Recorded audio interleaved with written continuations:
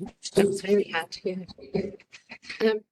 So I'd like to now introduce Dr Fuentes Bolanos and Paulette Marahona to discuss the baby's course of illness. Thanks, Naomi and Paulette.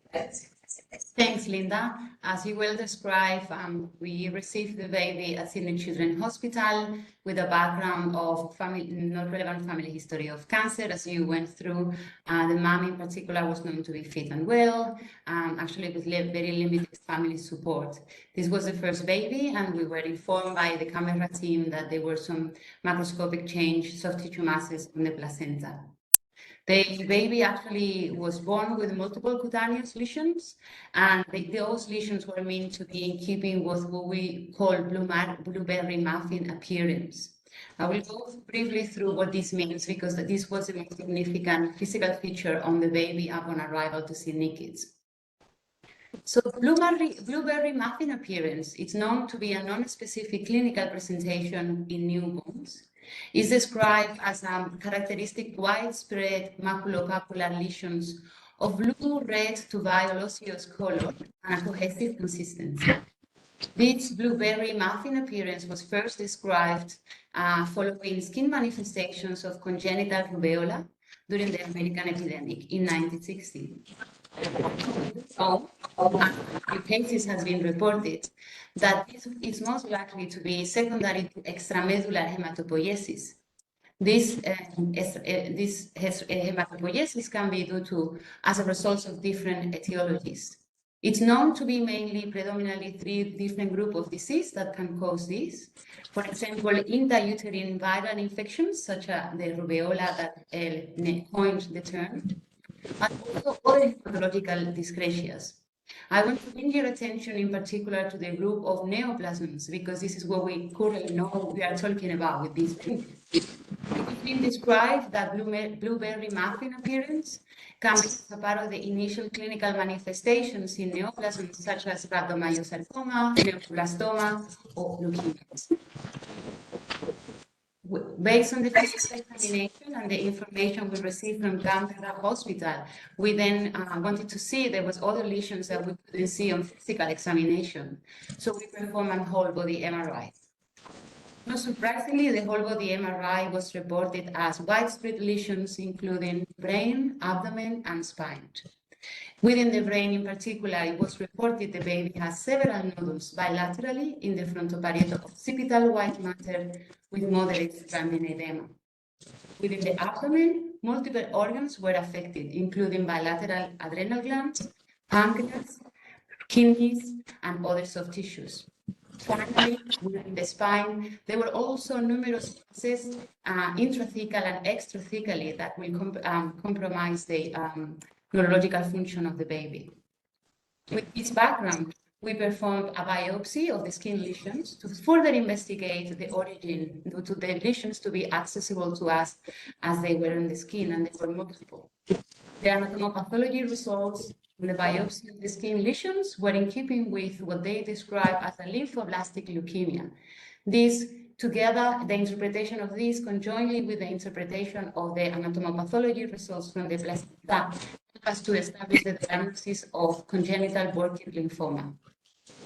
Following this diagnosis, we commenced with chemotherapy guided by the Burkitt lymphoma protocol, and unfortunately, the baby didn't respond as we expected.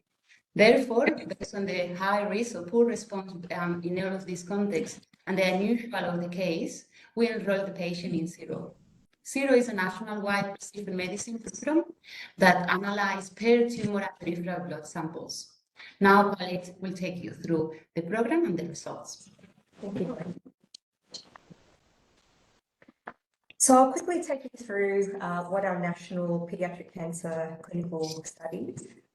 A patient presents at one of 9 paediatric oncology sites where clinicians enroll their patients on a precision medicine program called PRISM.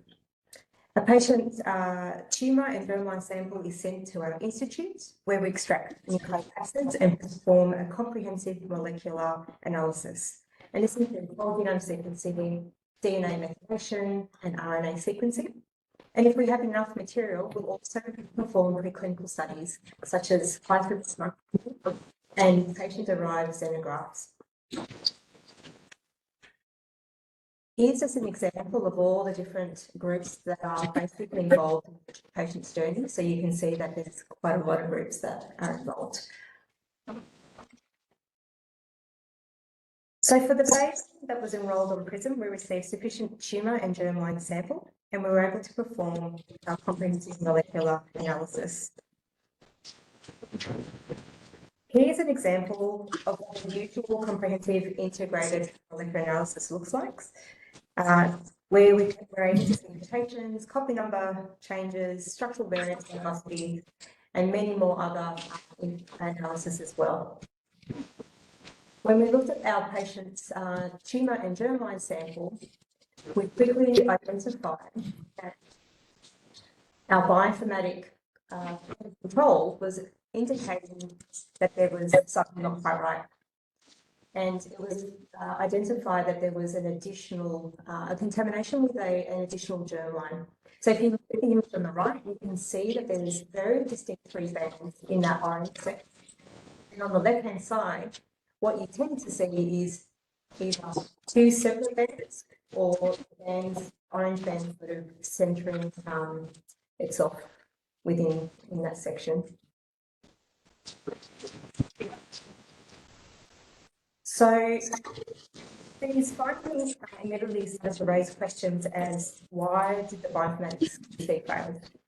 Was this sample swapped? Is this contamination actually biological? So the contamination of an additional genome, we started to look at considerations such as a vanishing twin phenomenon, so this is chimerism, or whether this is a maternal-fetal transmission of cancer, which is rare. So we needed to investigate this, and so we used a different molecular technique called short tandem repeat profiling. So these short tandem repeats are usually repeats of about 3 to 7 base pairs, and there's just examples of what some of these are like. So these STR repeats are distributed throughout the genome, and they're actually quite variable throughout the individual's genome. This assay is very sensitive, it's cost-effective, and fast turnaround time of results. We re-extracted our cryobank samples and performed STR profiling on all of these samples, just to make sure that there wasn't a possibility of human error. The results quickly removed that there was not a sample or human error involved. So what I'll do is I'll go through these actual results of the patient. So the data of the baby's peripheral blood you can see on the left-hand side, and then on the right-hand side, which has got the grey box, is the baby's tumour sample. And if we look at the STR profiling, what we see very quickly is in yellow, we've highlighted the markers that are shared across the two samples. And so what we quickly identified is that this is haploidentical. So these two samples should actually be matching 100%, but we're seeing that only half of those are matching. So to help us interpret the baby's data, I reached out to Noemi and Kathy, explaining this biological contamination and consideration of those two possible biological reasons. And so a blood sample from the mum would help us interpret the baby's tumour. A blood sample was obtained from the mum and STR profiling was performed, and results indicated that the mum's blood and the baby's tumour were actually identical. So I reached out to Kathy again, providing these genomic findings. I was very careful because of these ethical boundaries and within the clinical study, as well as my previous experience working in prenatal and reproductive medicine for more time. So what we did was basically present these findings for the patient at our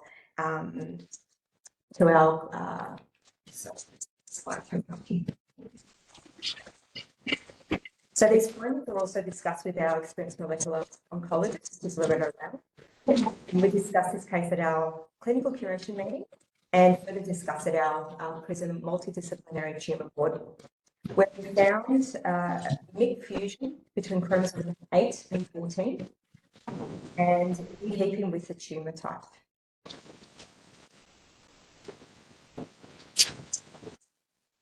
The other thing that we were sort of still wondering was, how was this even possible in this rare case? So the next steps that we did was basically look at HLA profiling results for the mother's blood, the baby's tumour, and the baby's blood sample. In blue is the allele that is inherited by the baby and present in the tumour. And in yellow is where the allele is deleted in the tumour, but not inherited by the baby from the mother. And if we focus on the baby's tumour and the baby's blood sample, you can see that the HLA profiling is giving us evidence of a biological mechanism that's escaping the immune response. I'm going to pass on to Kathy. Thank you, Claire. Given that the chimerism in the baby was significant, with up to half of the cells being maternal tumour cells, it was imperative for us to see the mother. And especially as it was a T814 lymphoma, which has a very high proliferative time. Given that the CIM genetics of the project, it felt to me to discuss this with team and with ethics. Although the family wasn't on the consent form that this might happen, it was felt that the maternal welfare trumped all other considerations. And so the next question was, how are we going to contact her? Fortunately, independently, her GP had referred her for discussion of the next pregnancy. And also, fortuitously, I happened to be in ACT in person for my year face-to-face in 3 days' time. So I saw her again with Linda Warwick, the senior, very experienced, wonderful genetic counsellor. You guys in ACT don't know how lucky you are to have. Any service in Australia would snap her up. The consult needed to give the family space to grieve and acknowledge her desire for another pregnancy. But I was worried about her having another pregnancy while she potentially had a nasty lymphoma. So I reached out to Maya. But I just wanted to tell you what a genetic counsellor is. So genetic counsellors have the formal definition of a genetic counsellor is a postgraduate trained allied health professional who supports people and families impacted by a health condition with a genetic basis. Importantly, in this day and age, they integrate clinical genomics information, health communication and counselling to give client-centred care. You can read the last bit yourself, but while you might all give genetic counselling, and that's appropriate, the genetic counselling given by a trained genetic counsellor is considered to be professional genetic counselling. So you can see here that the blood disorders in the mother and the placenta and the fetus was 18%, but in the fetal only group it was 25%. So obviously a literature review is really important, and so I learned a lot from this.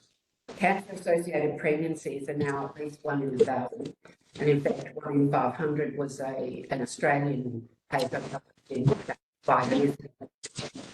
Transplacental transmission of maternal cancer to the fetus is really rare, and about 1 in 500,000 occur. So that's a very small number. As you can see, it was first reported in 1866. And the question is, why doesn't it occur more often? So firstly, by 9 weeks, the fetus has an immune system that's different to newborns or adults and dampens down response to foreign antigens. The placenta has altered HLA expression and releases immunosuppressive molecules. And maternal cells migrate to the fetus, and fetus cells migrate to the maternal blood.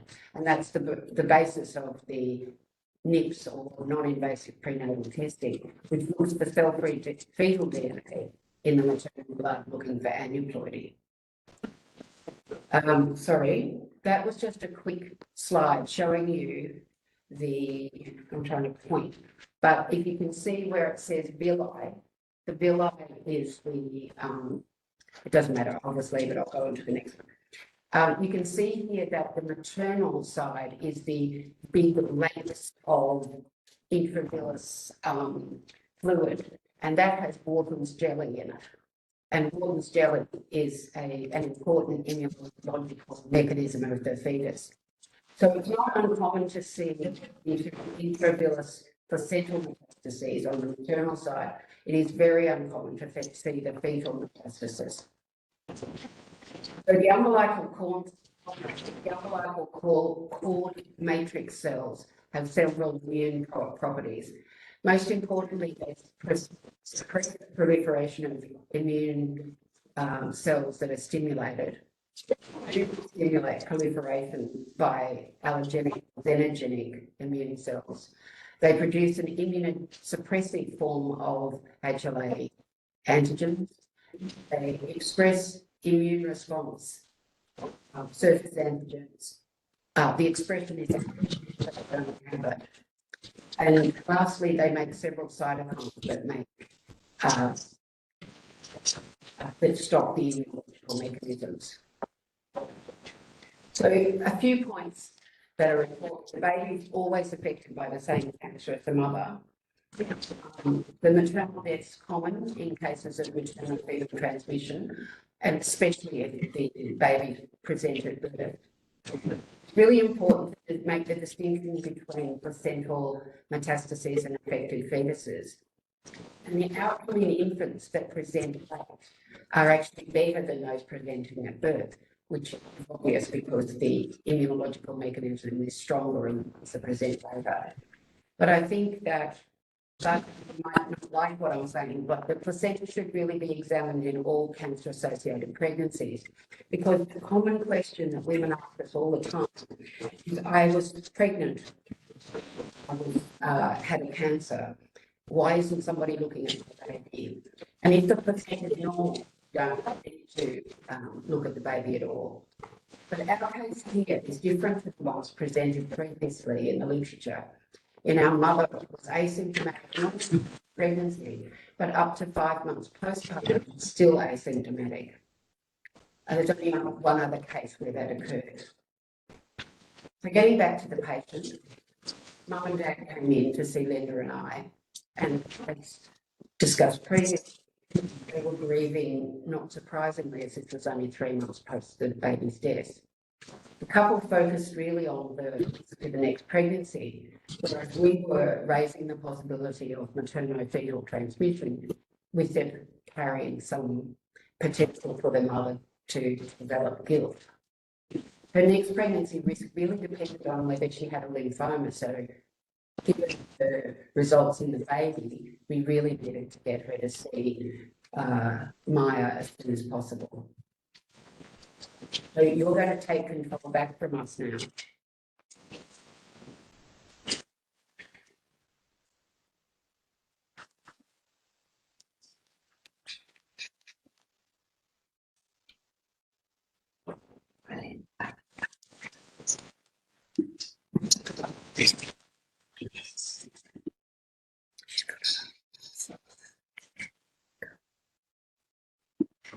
Okay, so I'm Maya Latimer, one of the haematologists, and I received a call from Professor Tucker on the 21st of February.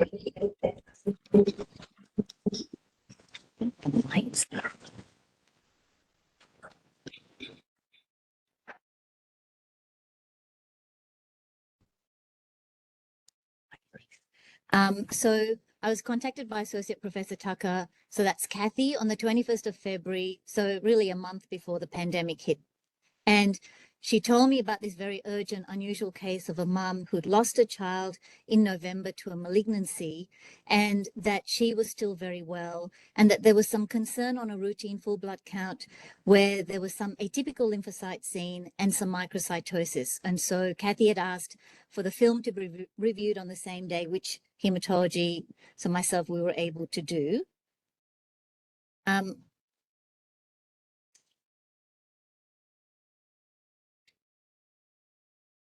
Let's go to the next slide.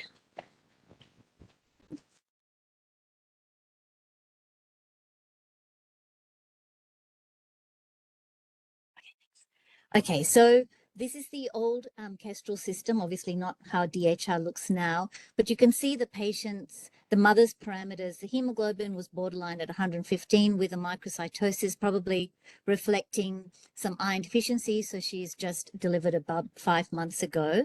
Platelet count was normal, and white cell count also looked normal with a normal white cell differential. But when we came to the blood film, oh yeah, okay, so when I looked at the blood film, there were some occasional abnormal lymphocytes. They were very small in number, but they had immature features, multiple nucleoli, moderate blue cytoplasm, some with vacuolation in both the nuclear and cytoplasmic sites, which was concerning. And so this was suspicious for low disease burden, malignant lymphoma, given what her baby had experienced and the presence of the translocation 814 suggesting Burkitt's lymphoma. So I was able to review her 3 days later in the clinic and discussed, obviously, her story.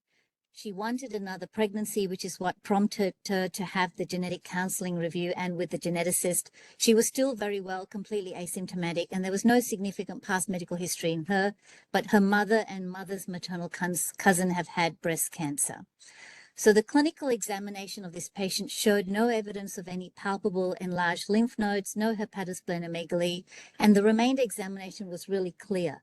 I'd counseled the patient and her husband regarding the possibility of low burden lymphoma in leukemic phase, and we advised an urgent bone marrow biopsy as well as cytogenetic studies for fluorescent in situ hybridization to look for that same T814 translocation. And we also talked about what happens if we find a positive result. So after a very long process of counselling, she was happy to proceed. Initially, the bone marrow looked actually quite normal with no evidence of any obvious infiltration. And in fact, the FISH studies were negative. But when we went back and reviewed it in more detail, she again had very, very occasional cells that were still suspicious, looking similar to what was seen on the peripheral blood, concerning for a very, very low burden presence in the bone marrow. So again, I had another meeting with her and her husband and encouraged her to have a PET CT to complete the whole process to ensure there was no evidence of lymphoma. And so this was a PET scan. And remembering that I'm seeing her 5 months after the death of her baby, this was, of course, a complete surprise. So if I take you to the middle images first, that is showing you, so when we look at a PET scan and we look at avidity, the orange is extremely high avidity for some aggressive malignancy. And so you can see in the middle 2 images, that is her stomach, which is essentially almost completely infiltrated with a very high, highly avid tumor, which is orange in most areas. And you can see that on the coronal 4 images that I've given you on the left and right at multiple stations. And what was unusual about this was because, remember, the tumor was in mum's placenta, and the placenta is not near the stomach. So why 5 months later this tumor has arisen in the stomach, we don't know.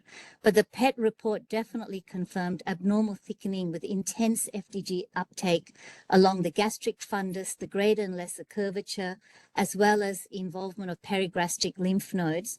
There was no other organ or nodal disease or extranodal disease such as bone or other tissue involvement. So remembering we've got occasional cells in the peripheral blood, very occasional in the marrow, and now this PET scan, this was confirming stage 4 disease. I was able to contact one of my colleagues, gastroenterologist, was extremely kind and able to see the patient very fast, and a gastroscopy was arranged very promptly with significant abnormal features macroscopically on the gastroscopy that showed on histology evidence of a high-grade lymphoma with starry sky appearance, diffusely and strongly positive for CD20 with c-MYC expression, which we would see in a Burkitt lymphoma, and a Ki-67 proliferative index of 100%. Remembering that Burkitt lymphoma is the most rapidly growing tumor that we know, with a potential doubling time of 24 hours. This fluorescent in situ hybridization testing on the gastric biopsy was positive for the translocation 814 seen in the placenta and seen in the baby's lesions on skin, etc.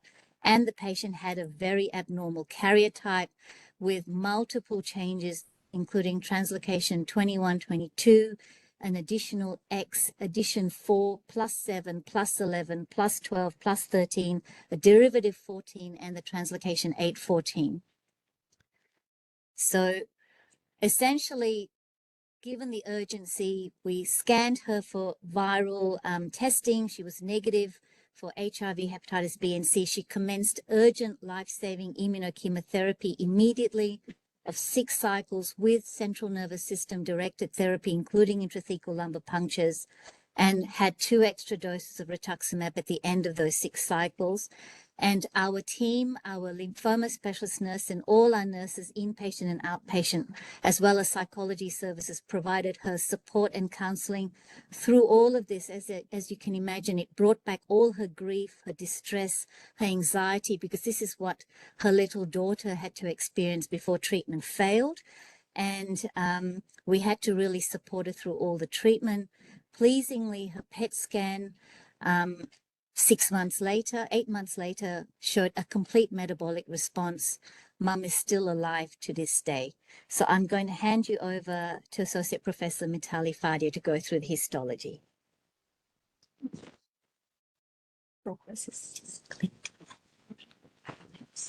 Hello, yes.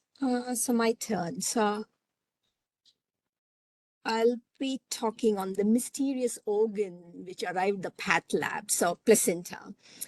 Like any other specimen, this specimen arrived and I was called in because it was the most abnormal placenta my registrars thought it was. So it was a very heavy placenta. So usual a term placenta should be 480 to 520 grams, but this was 720.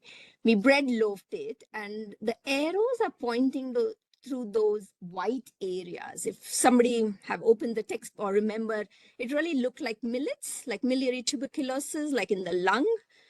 It had that sort of appearance throughout the placenta. So I was on the phone and I had something similar, differential diagnosis, infection versus malignancy. And when, of course, chatting with the NICU people, the answer was always, the baby is all right, the mom is all right, but of course the placenta didn't look all right. So we took the sections and the next day it arrived.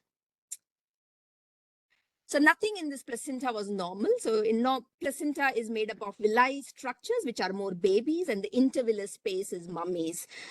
All these structures are villi, and they are stuffed, that's the word I need to use, are with those malignant cells. So all those blue looking are the tumor cells, and it really had the starry sky appearance. We like to compare with multiple different things, but basically it's trying to tell us the tumor is, of course, fast replicating, and there's a lot of apoptosis, which we can see. I ran through a battery of stains, lots of them. The 2 most important are the CD20 and c-MYC. And so all the tumor cells were lighting up with that, trying to tell it's, of course, a lymphoma, which is B cell. And we, of course, did a lot of investigation. So I would have taken time to complete my report, and the NICU baby from Canberra was transferred to Sydney. And of course, I was on the phone talking through what I was seeing, and the final slides and the reports were, of course, sent to them as well. And eventually, with lots of that karyotyping, it was Burkitt's lymphoma identified. So that's that. And yes, Maya did rang me to look into, and of course alerted me for the gastric biopsy, and I knew the cells quite well.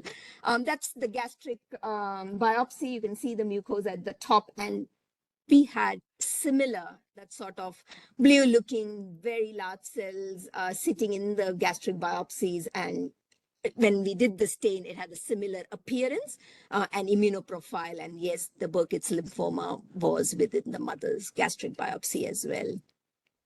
So I hand over now to Linda.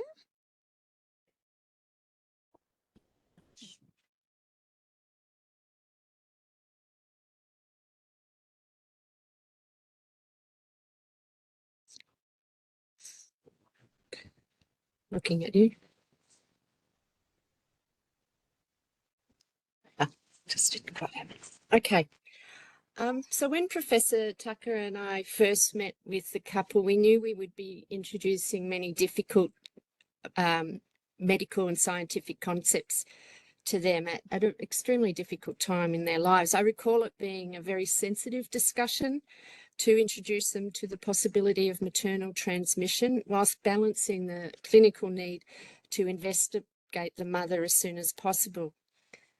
As the mother was completing her treatment, we met again, and along with Dr Latimer and Dr Sethner from fetal medicine, we sort of worked to provide hope to the couple that they could have a healthy child and mother would remain in remission. So the patient was in remission and she wanted to get pregnant again. We didn't have all the answers, but advice was given on what we did know, such as the need for high-dose folate supplementation prior to and during pregnancy, and making sure her standard pre-pregnancy care was up to date, thanks to Dr. Sethner. She was referred for care to the fetal medicine unit, and Dr. Sethner has kindly provided the obstetric history. I suppose just going back one, we couldn't be sure about whether the patient was at risk of a recurrence of a sequestered site, but we were confident in her clinicians to provide optimal clinical care and support the couple's psychosocial needs.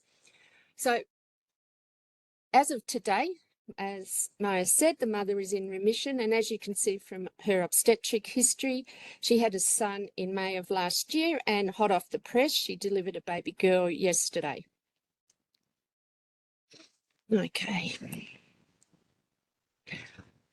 So there are still many questions unresolved. Where was the site of the original maternal lymphoma, and could it have been placental or elsewhere and resolved spontaneously? How was the mother asymptomatic given the tumour grows so rapidly? And as such, we couldn't really answer the question about the risk of for subsequent pregnancies. But I think what was clear with all the work that everybody contributed to is that the symptoms and diagnosis in her first child saved the mother's life. Finally, just thank you.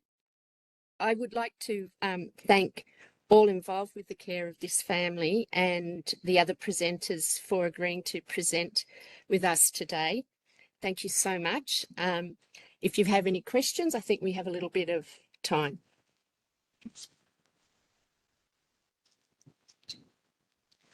Thank you very much. Wonderful, fascinating case. Obviously very sad, but lovely to hear some nice follow-up. I can see a question, Adele.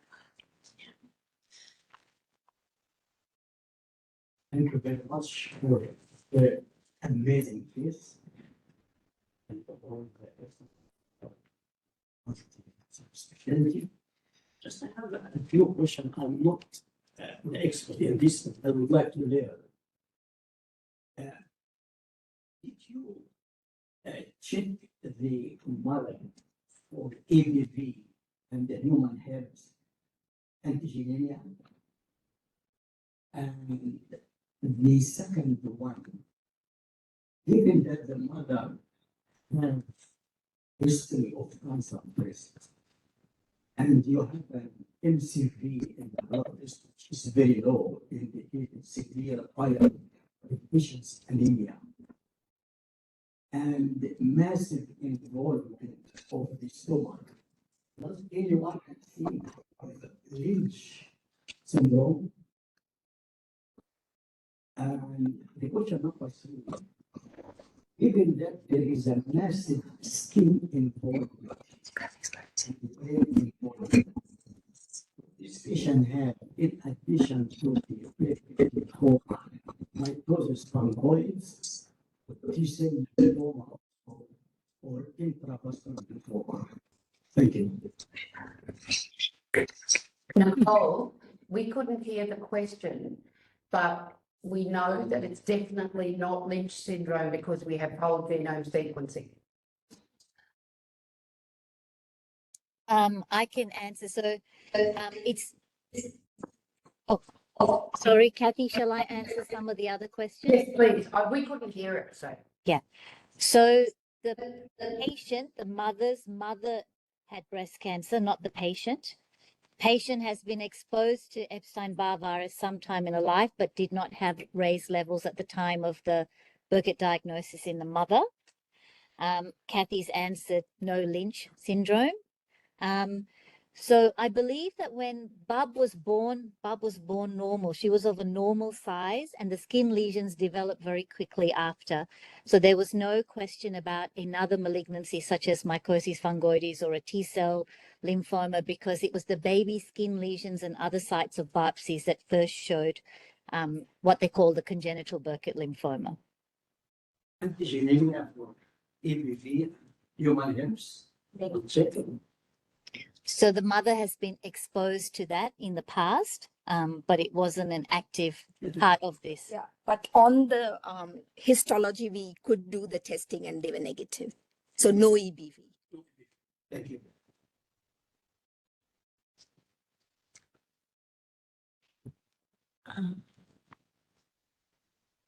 I can't see any questions online. And so I'll just, Maya, or to the whole team, sorry, I'll just to clarify. So the main concern about the follow-up pregnancy, is it correct, was that the concern that the mother may still not have residual disease and that there could be deterioration, then further transition of malignancy to another pregnancy. Is that correct? And did you do some restaging tests before she got pregnant? Or? I can answer a bit of that and maybe get Kathy to answer. So I'll go first and then we'll unmute you. So I think the number of questions that we were faced with was there was a 5-month gap between baby's death and the mother being diagnosed with a gastric Burkitt's lymphoma, which is extremely unusual, as I said, because the mother's involvement initially was placental disease. And the placenta is not next to the stomach, so we do not know why the tumor had actually resurfaced 5 months later in the stomach and the patient was asymptomatic. So this is where the questions about whether there was some resolution of lymphoma. So we couldn't then say it couldn't reactivate even if the patient achieved remission. And that was the concern in the pregnancy of last year. So there was imaging on the PET scan in October 2020, and then an imaging towards the end of 2021, and then no further imaging because of the risk to the baby with exposure to radiological imaging. So there was a lot of clinical reviews by myself and examination to identify any evidence of recurrence of lymphoma, and we watched that closely. And we had the genetic counselors and geneticists present all the way through that pregnancy to give her support. And then we had a successful baby. And the fetal medicine unit involvement was excellent because they also provided very close monitoring of baby's growth and looking for any abnormality early that could be investigated and assessed. I'll hand over to Kathy if there's anything you want to add. Yeah, it's just me. I'm gonna jump in this part of the question, if that's okay. Yeah. I think first of all, obviously this was a rare case, no? So all of the options or potential different therapies were included in our approach to the case. No? So the literature also published that there is a possibility to have silent clones, that there are some individuals with a background of a complex immunodeficiency. And because of the patient was asymptomatic, there was like a latent cancer process that was within the mom for months, no? So even after completed treatment with conventional post-treatment investigations, that could not give us 100% reassurance that the patient was completely cured, because the course of the journey of the cancer has been previously shown to be very unusual and in some part of the journey unexplained to this date. Then what we aim at the time to maybe try to add a little bit of more information before the next pregnancy by looking at on the mom's peripheral blood any minimal residual disease through molecular markers. That is a technology that is being used in different diseases, such as leukemia, for example, acknowledging that this will be, it was a use outside the conventional use of these methods, but we were just trying to aim for to have as much information as we could to try to rule out an unlikely cause of the latent of symptoms between the delivery of the baby and the actual cancer was diagnosed later on. So we try to use other ways through research technology to inform the risk of exacerbation of any latent cancer cells on the mother, but happy to say that it wasn't actually even necessary because she has now 2 pregnancies without any problems. Is it worse, given that the mother wants to be pregnant in the future, to do surveillance for EBV in the mother? Well, so the question is it worth doing EBV surveillance given that the mother wants further pregnancies? But I assume this was not an Epstein-Barr virus-driven malignancy. So, Maya? It is EBV. The endemic kind, not this. The tissue biopsies were EBV negative. Okay.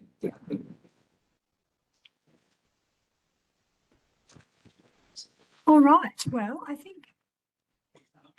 Sorry. Oh, I'm sorry. Is there a question up there? Oh, Paul Pavley. Sorry. I'll come back. Oh, you come down. You sure? We can bring the microphone, or I can repeat it. Okay. All right. I think that's time. Thank you very much, and I'd like to thank the whole team for obviously a sad case, but a wonderful presentation and amazing teamwork. Thank you, everyone. Thank you.